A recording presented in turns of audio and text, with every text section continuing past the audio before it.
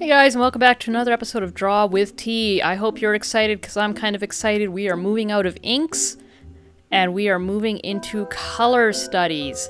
So I realized in all my inking videos, I actually kind of didn't talk about inking as part of the design process, but I don't know if it really needed to be talked about.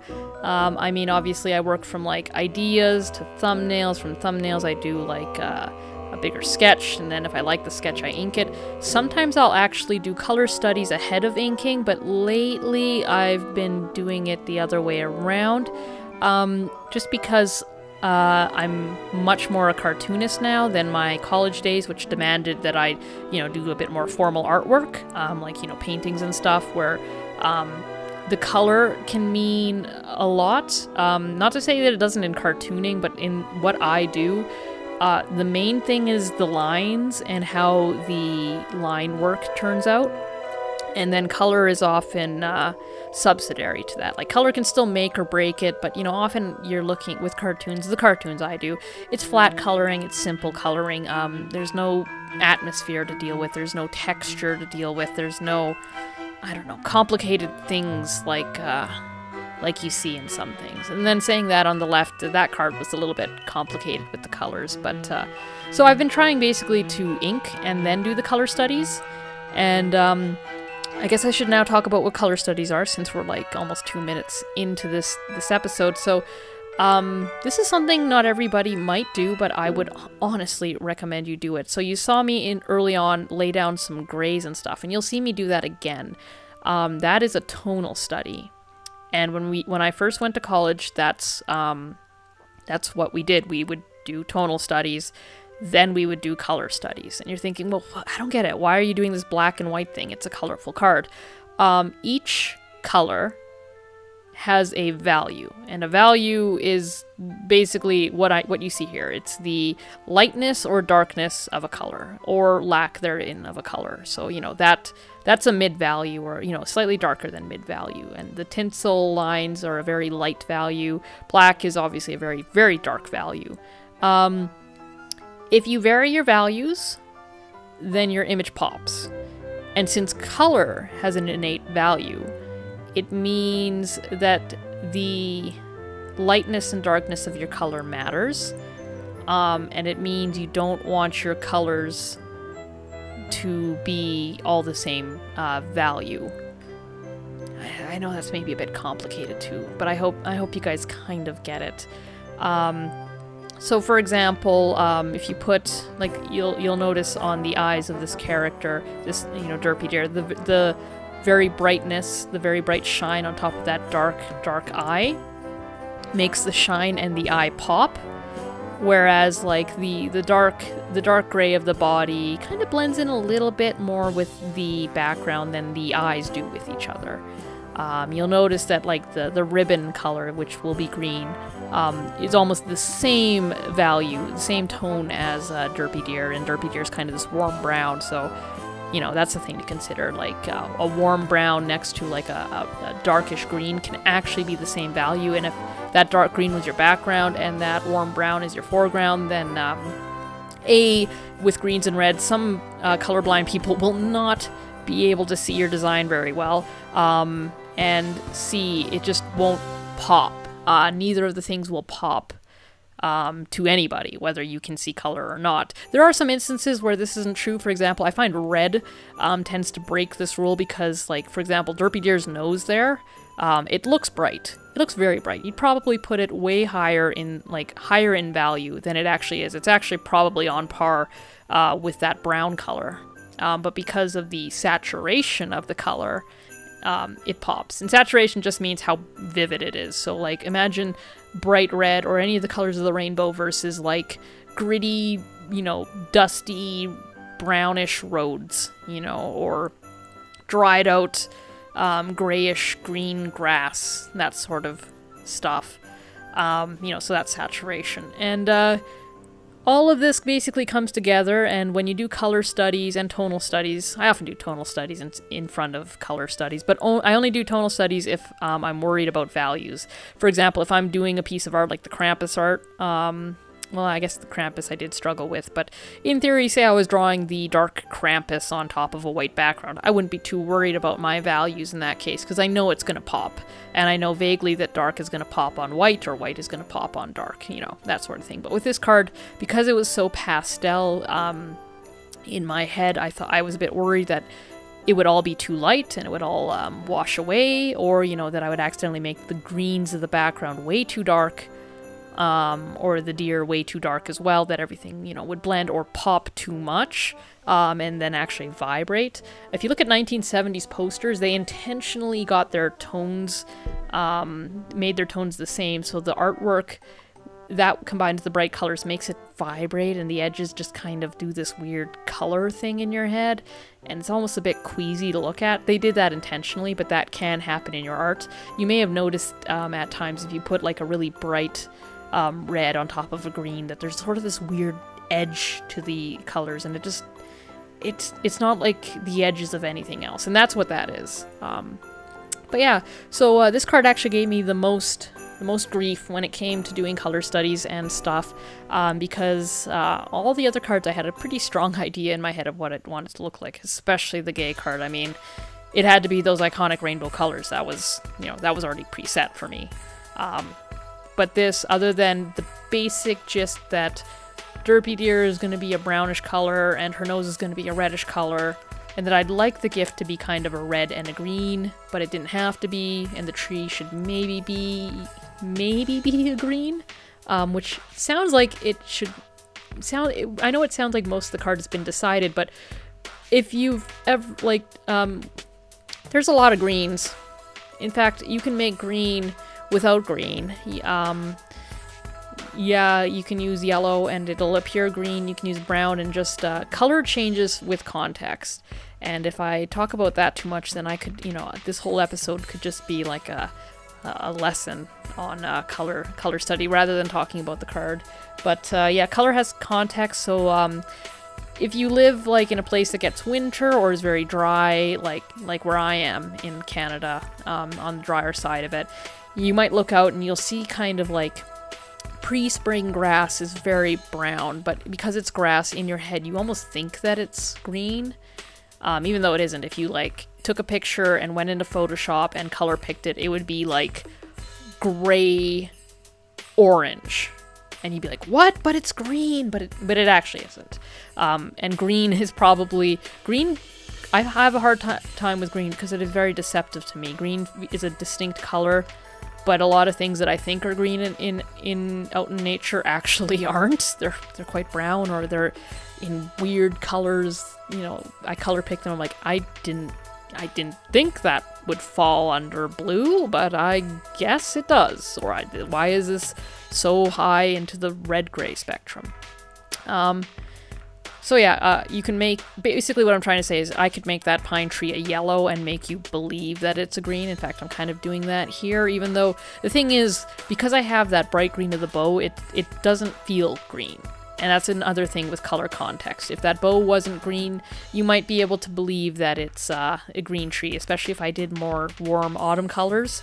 Yeah, so color is complicated, and I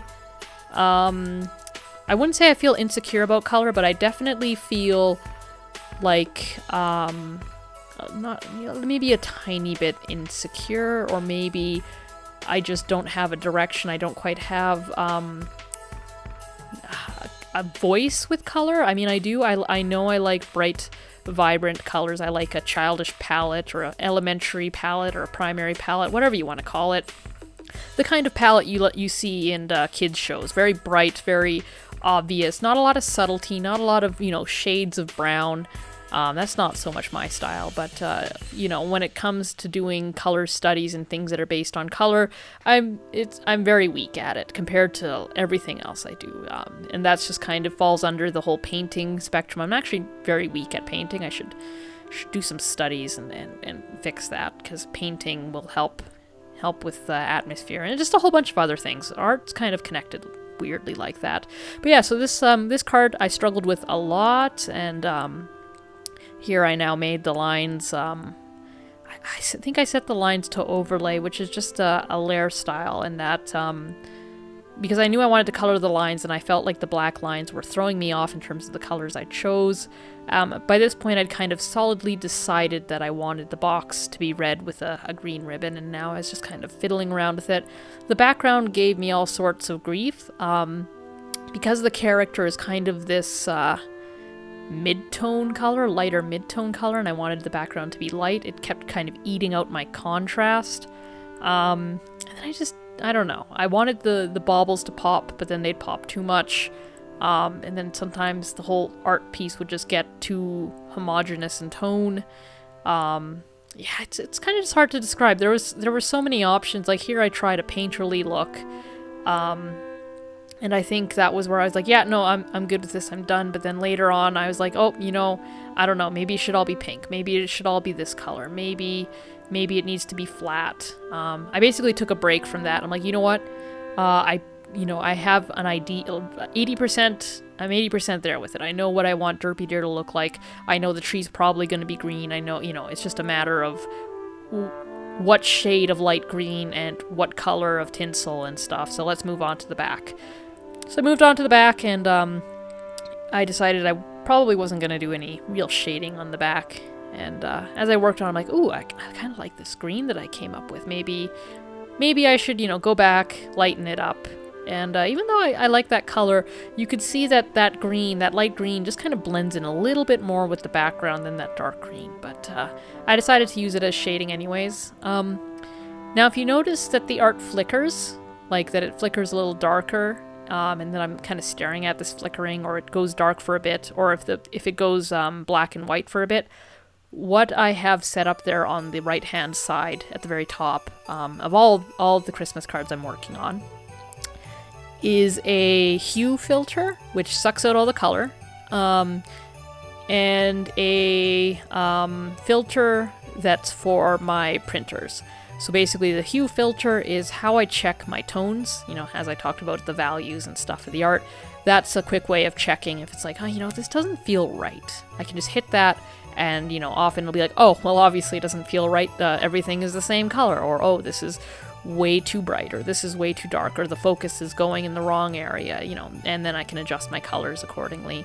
And then the other one is, over the years I've been using this, this print shop. It's not really a print shop, it's just Staples. And I notice every time I get something printed from them, it always ends up different. Kind of significantly different, but it's never been a huge problem. We'll get to that in a later episode where it kind of may become a huge problem. But, you know, it basically, when I print at Staples, they always make my art darker, redder, and the contrast changes in a way, and I don't know how to quite describe it, but I took some time comparing the digital art that I saw to the printed things I got, and I was able to make a filter that emulates that. So as I work on the color studies, I'll flick that on and off, and I'll just see like how it'll likely turn out at Staples. And for this card, it wasn't too bad, although the problem is working with red. Red is always the most problematic color. Working with my Staples as a printer, I wouldn't say problem. I haven't they've been lovely. Like, I'm very happy with the results there, but you know, like, it's just something I have to be aware of and that I correct for. And yeah, so I'll just flick that on to see, and sometimes I'll think, yeah, I love these colors, and then I'll flick that, I'm like, oof, that's not gonna work. And then I'll flick it off and lighten the colors, usually desaturate certain colors, so that when I flick it on, I actually get the result that I want. And yeah, that's actually a filter from a couple years ago, or maybe last year. So here I came back a little later. I actually got frustrated with the color studies, and I threw away my tonal studies. I'm like, you know what? I'd done the color studies in advance for this card. You'll see that episode coming down later. So consider this a little sneak peek. Hopefully you guys aren't upset that I've kind of given away the quote-unquote end of an episode. It's not like a TV show though, you know, so hope you guys don't mind. But yeah, so I decided those colors, I really like those colors on the left, and I thought, well, what if I just steal them? You know, could that fix whatever itch, or, you know, whatever just doesn't quite feel right with this card? And I don't know why I felt that this card wasn't successful. I was quite hard on this card on the right for this whole process. My friends can attest to the fact that I was grumbling about it and like, oh, this card is just, I don't know what to do with it. It's just not working. It's just terrible.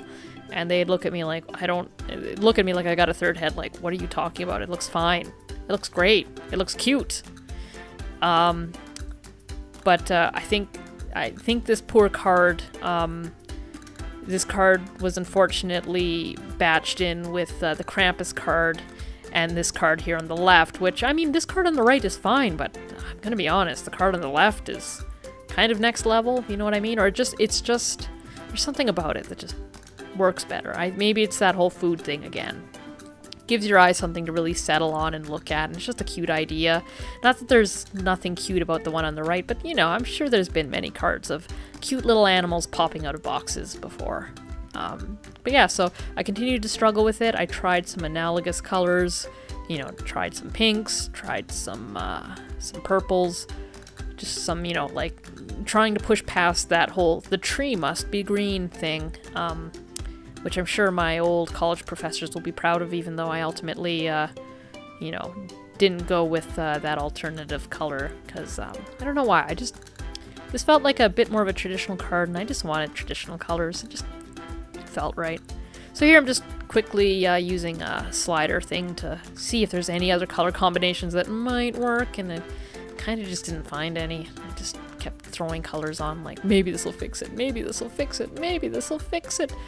And it didn't really, unfortunately. It really didn't. Yeah. And you're actually kind of seeing me just like flail through and struggle with the process, which I think is important to show, because just because you might like how I draw and you might think that I draw really well, I still struggle with stuff. Every artist does, and if you're hoping to one day get a point in art where you just don't struggle with it, I'm very sorry, but you will continue to struggle with it. But that's okay, because it's about the journey, not the destination. Anyways, here's the final art and stuff, guys. Hope you have a good evening. Like, comment, and subscribe, and I'll see you in the next episode.